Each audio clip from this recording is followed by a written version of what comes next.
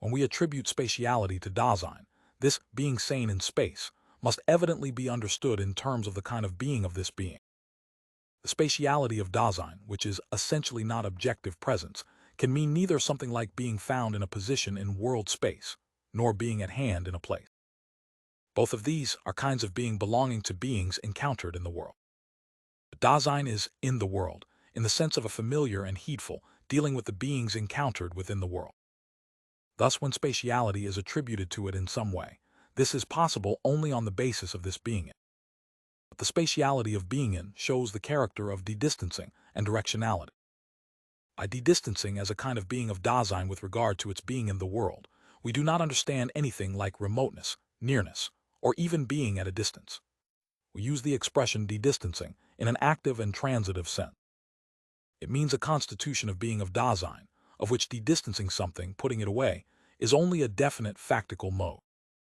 Dedistancing means making the being at a distance of something disappear, bringing it near. Dasein is essentially dedistancing. As the being that it is, it lets beings be encountered in nearness, plus or minus dedistancing discovers remoteness. Remoteness, like distance, is a categorical determination of beings unlike Dasein. Dedistancing, on the other hand, must be kept in mind as an existential. Only because beings in general are discovered by Dasein in their remoteness, do distances and intervals among interworldly beings become accessible in relation to other things. 2 points are as little remote from each other as 2 things in general, because neither of these beings can dedistance in accordance with its kind of being. They merely have a measurable distance between them which is encountered in dedistancing. Initially and for the most part, dedistancing is a circumspect approaching, a bringing near as supplying, preparing, having at hand. But particular kinds of the purely cognitive discovery of beings also have the character of bringing near. An essential tendency toward nearness lies in Dasein. All kinds of increasing speed which we are more or less compelled to go along with today push for overcoming distance. With the radio, for example, Dasein is bringing about today a dedistancing of the world, which is unforeseeable in its meaning for Dasein, by way of expanding and destroying the everyday surrounding world. Dedistancing does not necessarily imply an explicit estimation of the farness of things at hand in relation to Dasein. Above all, remoteness is never understood as measurable distance. If farness is estimated, this is done relative to the dedistancing in which everyday Dasein is involved. In the calculative sense, these estimations may be imprecise and variable, but they have their own thoroughly intelligible definiteness in the everydayness of Dasein. We say that to go over there is a good walk, a stone's throw, as long it takes to smoke a pipe. These measures express the fact that they not only do not intend to measure, but that the estimated remoteness belongs to a being which one approaches in a circumspect, heedful way. But even when we use more exact measures and say, it takes half an hour to get to the house, this measure must be understood as an estimation. Half an hour is not 30 minutes, but a duration which does not have any length in the sense of a quantitative stretch. This duration is always interpreted in terms of familiar, everyday activity. Even where officially calculated measurements are familiar, remoteness is initially estimated circumspectly. Because what is dedistanced is at hand in such estimates, it retains its specifically interworldly character. This even implies that the paths we take in our dealings with remote beings are of different lengths every day. What is at hand in the surrounding world is, after all, not objectively present for an eternal spectator exempt from Dasein, but is encountered in the circumspect, heedful everydayness of Dasein. On these paths Dasein does not traverse, like an objectively present corporeal thing, a stretch of space. It does not eat up kilometers. Nearing and dedistancing are always a heedful being toward what is approached and dedistanced. An objectively long path can be shorter than an objectively much shorter path which is perhaps an onerous one, and strikes one as infinitely long. When it strikes one thus, however, the actual world is first truly at hand. The objective distances of objectively present things do not coincide with the remoteness and nearness of what is at hand within the world. The former may be exactly known, but this knowledge is blind. It does not have the function of the circumspectly discovering approach to the surrounding world. One uses such knowledge only in and for a heedful being which does not measure stretches, and which is related to the world which concerns us. When there is a prior orientation toward nature and the objectively measured distances of things, one is inclined to consider such interpretations and estimates of remoteness subjective. However, that is a subjectivity, which perhaps discovers what is most real about the reality of the world, which has nothing to do with subjective arbitrariness and the subjectivistic conceptions of beings which are in themselves otherwise. The circumspect de-distancing of everyday Dasein discovers the being in itself of the true world of beings with which Dasein as existing is always already together. Primary and even exclusive orientation toward remoteness as measured distances obscures the primordial spatiality of being. What is supposedly nearest is by no means that which has the smallest distance from us. What is near, next, lies in that which is in the circle of an average reach, grasp, and look. Since Dasein is essentially spatial in the manner of de-distancing, its dealings always take place in a surrounding world, which is remote from it in a certain leeway. Thus we initially always overlook and fail to hear what is measurably nearest to us. Seeing and hearing are senses of distance not because of their scope, but because Dasein, de-distancing, predominantly lives in them. For someone who, for example, wears spectacles which are distantly so close to him that they are sitting on his nose, this useful thing is further, in being used, further away in the surrounding world than the picture on the wall across the room. This useful thing has so little nearness that it is often not even to be found at all initially. Useful things for seeing, and those for hearing, for example, the telephone receiver, have the inconspicuousness of what is initially at hand which we characterize. That is also true, for example, of the street, the useful thing for walking. When we walk, we feel it with every step, and it seems to be what is nearest and most real about what is generally at hand. It slides itself, so to speak, along certain parts of our body, the soles of one's feet. And yet it is more remote than the acquaintance one meets while walking in the distance, 20 steps away on the street. Circumspect heedfulness decides about the nearness and farness of what is initially at hand in the surrounding world. Whatever this heedfulness dwells in from the beginning is what is nearest, and regulates our de-distancing. When Dasein in taking care brings something near, this does not mean that it fixes upon something at a position in space which has the least measurable distance from a point of its body. To be near means to be in the range of what is initially at hand for circumspection. Bringing near is not oriented toward the thing encumbered with a body, but rather toward heedful being in the world, that is, what that being in the world initially encounters. Neither is the spatiality of Dasein determined by citing the position where a corporeal thing is objectively present. It is true that we also say of Dasein that it occupies a place. But this occupying is to be fundamentally differentiated from being at hand at a place in terms of a region.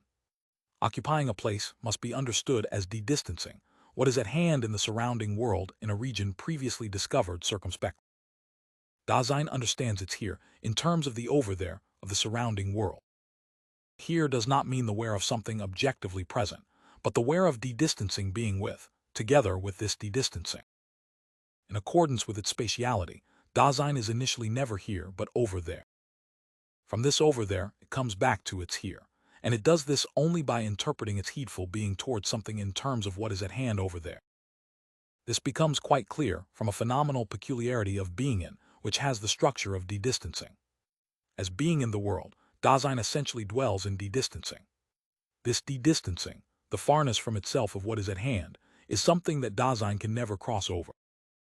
It is true that Dasein can take the remoteness of something at hand from Dasein to be distance, if that remoteness is determined in relation to a thing which is thought of as being objectively present at a place which Dasein has already occupied. Dasein can subsequently traverse the between of this distance, but only in such a way that the distance itself becomes de-distant. So little has Dasein crossed over its de-distancing that it rather has taken it along and continues to do so because it is essentially de-distancing. That is, it is spatial. Dasein cannot wander around in the current range of its de-distancings, it can only change them. Dasein is spatial by way of circumspectly discovering space, so that it is related to beings thus spatially encountered by constantly de-distancing. As being in which de-distances, Dasein has at the same time the character of directionality. Every bringing near has always taken a direction in a region beforehand from which what is de-distanced approaches, so that it can be discovered with regard to its place. Circumspect heedfulness is a directional de-distancing. In this heedfulness, that is, in the being in the world of Dasein itself, the need for signs is already present. As useful things, signs take over the giving of directions in a way which is explicit and easily handled. They explicitly keep the circumspectly used regions open, the actual where-to of belonging, going, bringing, fetching. If Dasein is, it always already has, as directing and de-distancing, its discovered region. As modes of being in the world, directing and de-distancing are guided beforehand by the circumspection of heedfulness. The firm directions of right and left originate out of this directionality. Dasein continually takes these directions along together with its de-distancing. The spatialization of Dasein in its corporeality, which contains a problematic of its own not to be discussed here, is also marked out in accordance with these directions. Thus things at hand and in use for the body, such as gloves, for example, that must go along with the hand's movement, must be oriented in terms of right and left. Tools, however, which are held in the hand and moved with it, do not go along with the specifically hand-like movement of the hand. Thus there are no right and left-handed hammers, even though they are held with the hand as gloves are. But we must observe the fact that the directionality that belongs to de-distancing is grounded in being in the world. Left and right are not something subjective, for which the subject has a feeling, but they are directions of orientation in a world which is always already at hand. I could never find my way around in a world through a mere feeling of a difference between my two sides. The subject with the mere feeling of this difference is a construct posited without regard to the true constitution of the subject, namely that whenever Dasein has this mere feeling, it is always already in a world and must be in order to be able to orient itself at all. This becomes clear in the example with which Kant tries to clarify the phenomenon of orientation. Let us assume that I enter a familiar but dark room which has been rearranged during my absence in such a way that everything which was on the right-hand side is now on the left-hand side. If I am to get oriented, the mere feeling of the difference between my two sides does not help at all as long as I do not apprehend some particular object whose position, as Kant casually remarks, I have in mind. But what else does this mean, except that I necessarily orient myself in, and from already being in a familiar world? The context of useful things in a world must already be given to Dasein. The fact that I am always already in a world is no less constitutive for the possibility of orientation than the feeling for right and left. That this constitution of being of Dasein is obvious does not justify suppressing it in its ontologically constitutive role. Kant does not suppress it either, any more than any other interpretation of Dasein. Continual use of this constitution does not, however, exempt us from giving an adequate ontological explication, but rather requires it. The psychological interpretation that the ego has something in mind fundamentally refers to the existential constitution of being in the world. Because Kant did not see this structure, he failed to understand the full context of the constitution of a possible orientation.